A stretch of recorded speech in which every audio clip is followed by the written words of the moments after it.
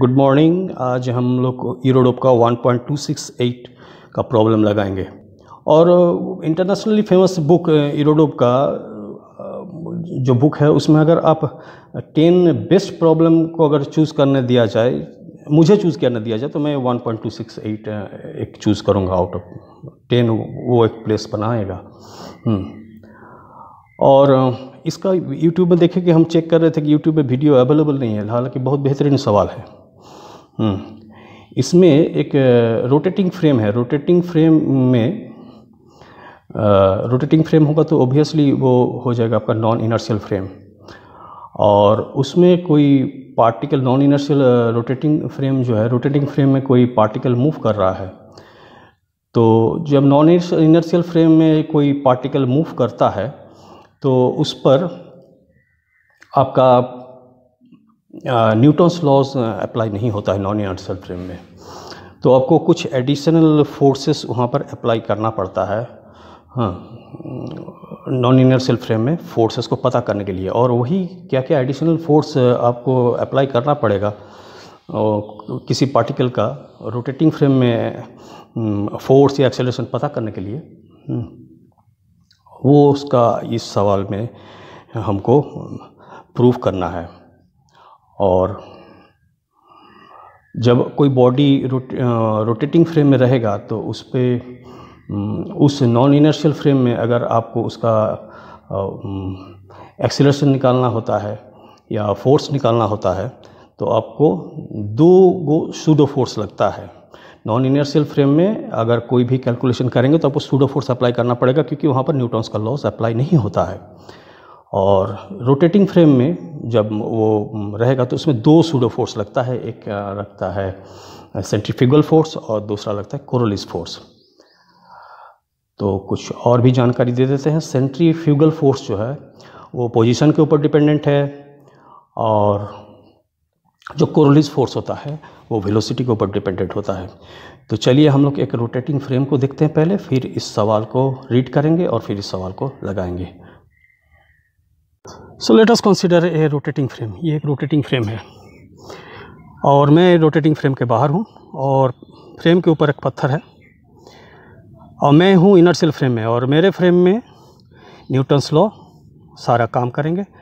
और अगर आप इस प्लेटफॉर्म के ऊपर है तो आप होंगे नॉन इनर्शियल फ्रेम में, तो आपके लिए कुछ जो फोर्सेस होगा उसमें न्यूटन्स लॉ अप्लाई नहीं कर सकते आप, क्योंकि आप हैं नॉन इनर्शियल रोटेटिंग फ्रेम में। और रोटेटिंग फ्रेम में आपको अगर इस पत्थर का एक्सीलरेशन वगैरह निकालना होगा तो आपको कुछ एडजस्टमेंट करना पड़ेगा, ठीक है। तो वो जो एडजस्टमेंट करेंगे रोटेटिंग फ्रेम में, तो 2 को सूडो फोर्स लगाना पड़ेगा। एक कोरोलिस फोर्स होगा और दूसरा हो जाएगा सेंट्रीफ्यूगल फोर्स। और आपको वही पता करना है इस सवाल में कि कोरोलिस फोर्स का वैल्यू क्या होगा आपके लिए और सेंट्रीफ्यूगल फोर्स का वैल्यू क्या होगा अगर आप उस प्लेटफॉर्म के ऊपर है, ठीक है। आपको क्या क्या एडजस्टमेंट करना पड़ेगा आपको इक्वेशंस में, तो वही आज का सवाल का विषय है, तो उसी को हम लोग करते हैं। So problem number 1.268, demonstrate that the reference frame rotating with a constant angular velocity omega about a stationary axis, a body of mass m experiences the resultant centrifugal force F is equal to m omega square RC, where RC is the radius vector, and Coriolis force is equal to twice m v dash c omega, constant omega से rotate कर रहा है। तो सवाल जो है मैं हिंदी में थोड़ा सा शॉर्ट में समझा देता हूँ कि ये एक रोटेटिंग फ्रेम है।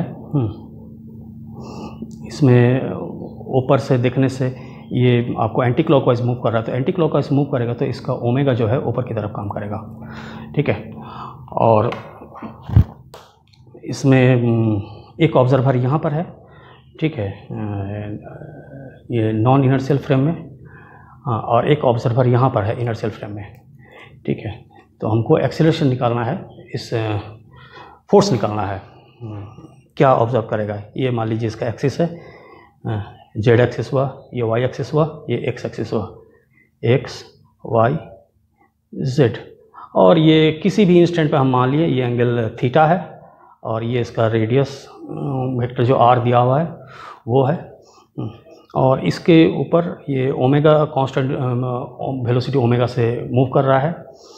तो अगर ये आर के डायरेक्शन में यूनिट वेक्टर आर लेते हैं तो आर का वैल्यू हम लोग लिख सकते हैं I cos omega T plus J sine omega T. Okay, तो अगर हम लोग D are by D T करेंगे so it is going to be omega minus sine omega T I sine omega T I plus cos omega T J. ठीक है, और omega का value आपको आ जाएगा, सॉरी ओमेगा वेक्टर का value आ जाएगा ओमेगा इंटू के, ओमेगा का वैल्यू। ठीक है, तो अगर हम ओमेगा क्रॉस आर कैप करते हैं तो आ जाएगा मेरा omega into cos omega T जे cap minus sine omega T आई कैप। ये ओमेगा क्रॉस आर का वैल्यू हो जाएगा। तो देखिए D R by D T और ये दोनों बराबर हो गया, ये दोनों, तो हम लोग लिख सकते हैं D are by D T is equal to omega cross are cap. इसको इक्वेशन नंबर 1 दे रहे हैं। तो मेरा D R by D T क्या हो जाएगा, D are by D T is going to be D R R cap by D T. So it is going to be, product rule लगाएंगे, R cap D R by D T plus R D R cap by D T. So और इसको हम लोग अगर देखेंगे तो ये finally आ जाएगा D are by D T का वैल्यू मेरा आ जाएगा, अच्छा यहीं पर कर देते हैं। सो मेरा D R by D T is equal to are cap D R by D T plus r into omega cross are cap, omega cross are cap, और आर इंटू आर कैप तुम्हारा हो जाएगा are. सो मेरा एक equation आ गया D are by D T is equal to are cap D R by D T, और R cap मिलके हो जाएगा तुम्हारा प्लस ओमेगा क्रॉस आर और आर कैप मिलके वेक्टर आर बन गया। सो फिर हम लोग आगे बढ़ते हैं,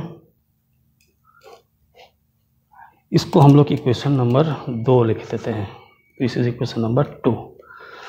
ओके, सो अब वेलोसिटी निकल गया, अब इसको एक्सेलरेशन निकालते हैं तो 2 बार डिफरेंशिएट करना पड़ेगा। So D square R by D T square is equal to D by D T of D are by D T is equal to D by D T R cap D R by D T plus omega cross R. ठीक है, equation number 2 use करके। सो थोड़ा सा step jump कर लेते हैं। ठीक है, तो D are by D T into D R cap by D T plus R cap into D square R by D T square plus D by D T omega cross R. ठीक है, तो यहाँ भी product rule लगाएंगे, और product rule लगाएंगे और D omega by D T finish हो जाएगा, 0 हो जाएगा क्योंकि ओमेगा कांस्टेंट दिया हुआ है। तो फिर हम डिफरेंशिएट करते हैं D are by D T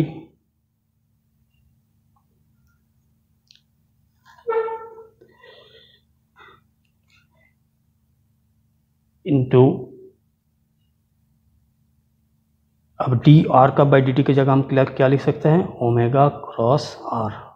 पहले ही निकाल चुके हम लोग इसको, डी आर का बाई डी टी के लिख लें, और फिर इसको वैसे ही लिख देते हैं R cap D square R by D T square plus D by D T omega cross R. ठीक है, सो मेरा आ गया D square by R by D T square को इधर लिखते हैं, D square R by D T square into are cap, इसको यहाँ लिख दिए, plus D are by D T, D are by D T omega cross R plus omega cross into D are by D T.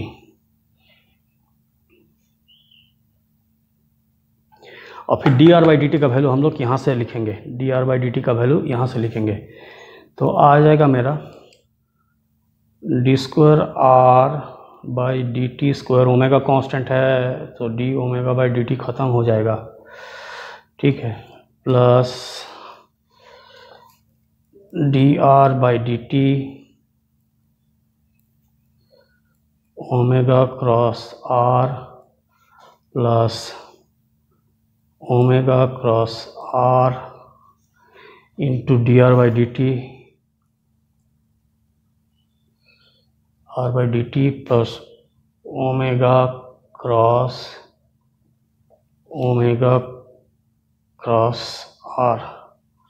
ठीक है, तो यहाँ पर हम लोग प्रोडक्ट रूल लगाए थे, D R by D T के जगह हम लोग लिखे थे, तो D omega by D T जो है वो ख़त्म हो गया। सो मेरा आ गया D square R by D T square into are cap plus D are by D T omega cross R plus omega cross R D are by D T, ये तो 2 हो जाएगा, 2 D are by D T, ये 2 हो जाएगा। ठीक है, 2 हो जाएगा, तो प्लस हो जाएगा ओमेगा क्रॉस आर। ठीक है, तो ये एक्सेलरेशन, ये नेट एक्सेलरेशन हुआ, ये एक्सेलरेशन नेट एक्सेलरेशन, ये net acceleration for inertial frame. तो मास से अगर मल्टीप्लाई कर देंगे, तो मास से अगर मल्टीप्लाई करेंगे तो ये, और ये एक्सेलरेशन हो जाएगा नॉन इनर्शियल फ्रेम के लिए, प्लस एम से अगर ये जो मल्टीप्लाई करेंगे ये आपका हो जाएगा, तो ये हो जाएगा कोरोलीज एक्सेलरेशन। ठीक है, कोरोलीज एक्सेलरेशन इसको कर सकते हैं, प्लस एम, और ये जो हो जाएगा ये आपका हो जाएगा सेंट्रीफ्यूगल एक्सेलरेशन। ठीक है, तो देखिए नॉन इनर्शियल फ्रेम में जो होगा, ये नेट फोर्स जो आ रहा है M into non inertial frame का माइनस, आपको एक कोरोलीज फोर्स का भी माइनस करना पड़ रहा है इनर्शियल फ्रेम से, और माइनस सेंट्रीफ्यूगल फोर्स का भी आपको माइनस करना पड़ रहा है, यानी एडजस्ट करना पड़ रहा है।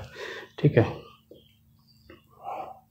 और इसी का वैल्यू आपको डिराइव करने के लिए दिया था, तो आपको आ गया ये। इसको अगर हम लोग लिखते हैं, इस चीज़ को अगर हम लोग लिखते हैं, देखिए इस चीज़ को हम लोग लिखते हैं, तो ये कोरोलीज फोर्स जो हो जाएगा, कोरोलीज फोर्स का वैल्यू हो जाएगा m2m, और D are by D T की जगह लिखेंगे वी सी, और ओमेगा इंटू आर कैप होगा, सॉरी ये R cap, omega into are cap, इस डायरेक्शन में काम करेगा। और सेंट्रीफ्यूगल जो फोर्स होगा उसका वैल्यू हो जाएगा m इंटू, और ये ओमेगा स्क्वायर इंटू ये